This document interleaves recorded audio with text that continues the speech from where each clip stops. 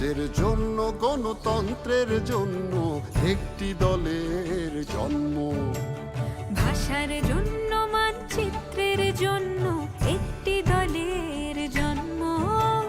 দেশের জন্য গণতন্ত্রের জন্য একটি দলের জন্ম। দেশের স্বাধীনতা